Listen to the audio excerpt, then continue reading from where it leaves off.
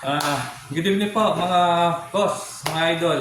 So, Pangasinan Beta po ulit. So, ngayon po is mag-featured fish lang po tayo ngayon muna, no?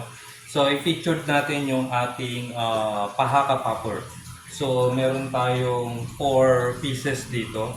So, pinag-iwalay ko sila kasi medyo aggressive sila. So, nag-aaway sila.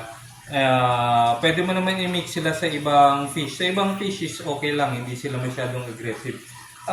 Pag sinabi natin aggressive, is hindi naman sila talaga yung nagpapatayan na aggressiveness. Parang territory lang, no? Tataboy-taboy lang nila yung isa't isa nila. So, pag tumakbo na yung isa, so that's it, di niya nahabulin yun. So, ganun din sa ibang fish na kasama nila. So, nakikipag-away lang sila sa pagkain. So, anyway, pwede po silang ihalo sa ibang fish. So, sa ngayon po kasi mas maliliit pa sila, nasa 1.5 inch lang sila. So, pwede pa silang ihalo sa small fishes. Pero pag lumaki, pwede mo ihalo sila sa mga monster fish. So, yan po. So, simulan natin sa kanilang setup. So, mostly o preferably natin yung kanilang substrate dapat may buhangin. So, ayan, it's either black or white sand. So, as long as may buhangin kasi they tend to burrow. So, gusto nila talaga palagi nakatago sila. So, mapapansin mo, mata lang yung nakalabas. Usually nga, pag hinahanap mo sila, hindi mo sila masyadong mahanap. So, unless na talagang kabisado mo na sila. So, saan sila naka-place. So, doon, tignan mo lang maigi yung substrate, makita mo sila, yung mata nila. Usually, yung mata lang yung nakalabas. So, this tank natin is dalawa din silang magkasama dito.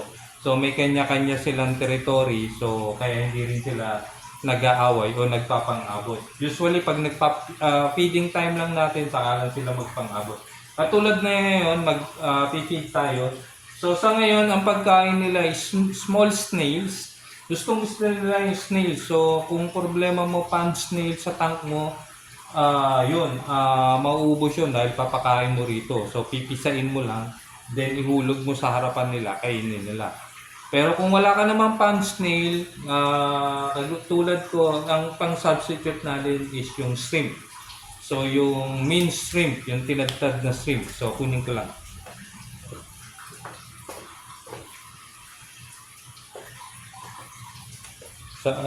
So ito po, yung ating main shrimp. Yan, tinadtad na hipon.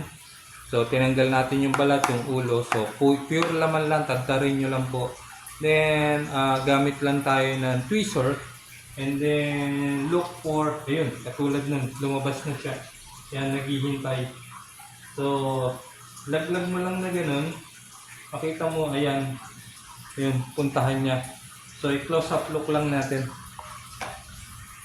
Yung isa nating pahaka, ayan siya. So, tinitira niya na yung binigay natin na hipon. Ayan. So, dalawa sila. So, asan yung isa? Sabi ko nga sa'yo, dapat familiar ka kung saan siya nagtatago. So, yung isa natin is ayun. Ayan. Nakita nyo po ba? Ayan siya. Yan. Ayan nyo. Kita nyo. Mata lang at saka bibig. Yung nakalabas niya. So, tingnan nyo. Hulugan natin ng pagkain niya. Ha? So, ito.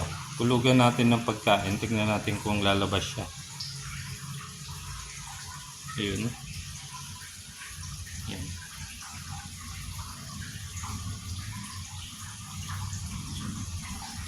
So, ayaw niyang lumabas. Medyo busog pa siya. So, eventually lalabas yan. Kainin niya yan. Yan. Yung isa natin is ayun. Busog na siya. Yan.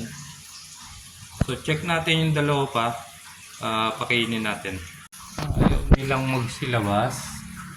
So, yung isa is dito sa banda. Dito siya banda nagtatago. Pero yung isa natin, andito rin siya sa corner. Ayun. Yun. So, kita nyo yung with the blue eyes na yan. Patayin ng pagkain. Try natin siya.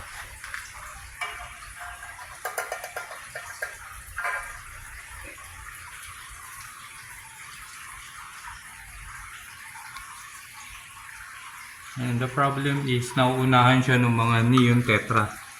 Oo.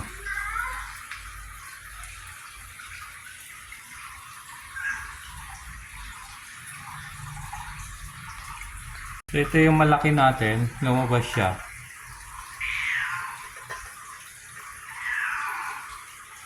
Yan. Yan po silang dalawa, lumabas na. Yan.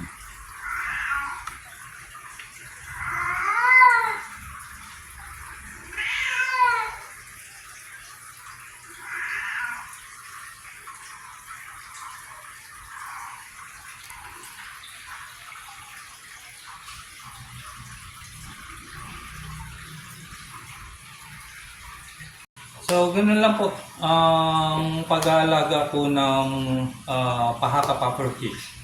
So, kung nagtatanong kung salt water, hindi po. Fresh water po ang pahaka pufferfish. Unlike yung tinatawag nilang figure 8, yung green puffer, brackish water po yun. So, kailangan nila ng salt medyo maalat na tubig. So, unlike po ito is pure fresh water po. So, medyo madali lang pong alagaan to. Promise po, hindi po siya mahirap alagaan. So, yun lang po. Papakainin mo lang and then that's it. Magtatago na siya. So, ayun po. So, kung gusto niyo po ng pahaka puffer, bisitahin niyo lang po ako rito sa Tayug, Pangasinan po. So, and then, pa-like, share, follow na lang po yung ating Facebook page. So, hanggang dyan na lang po ulit. Pangasinan Beta po. Salamat.